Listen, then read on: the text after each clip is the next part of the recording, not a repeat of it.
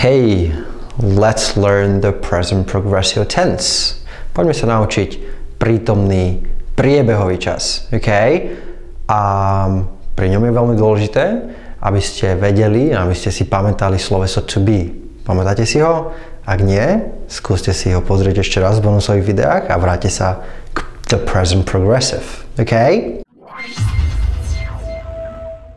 So how do we form the present progressive tense? Ako tvoríme prítomný priebehový čas?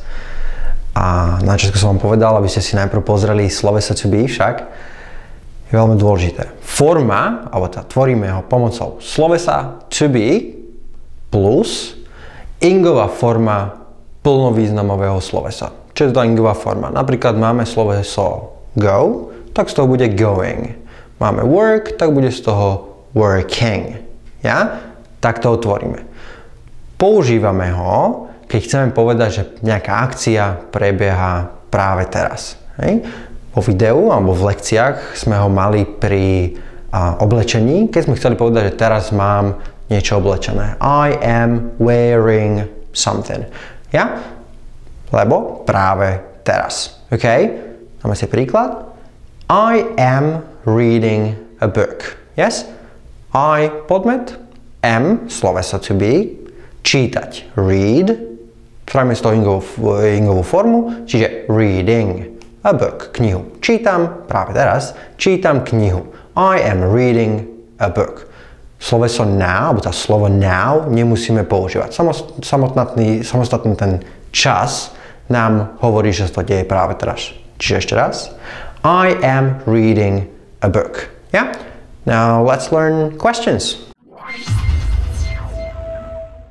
Takže, základný princíp tvorenia otázky už dávno vieme a vymieňame podmet s prísudkom však. Znova sa vrátim k slovesu to be, o ktorom sme mali aj bonusové video. Tam sme tiež hovorili, ako vytvorím otázku. Z I am sa stalo am I, z you are you a tak ďalej však. To isté budeme používať aj pri tomto čase. Nezabúdať na ingovú formu z plnovýznamového slovesa však.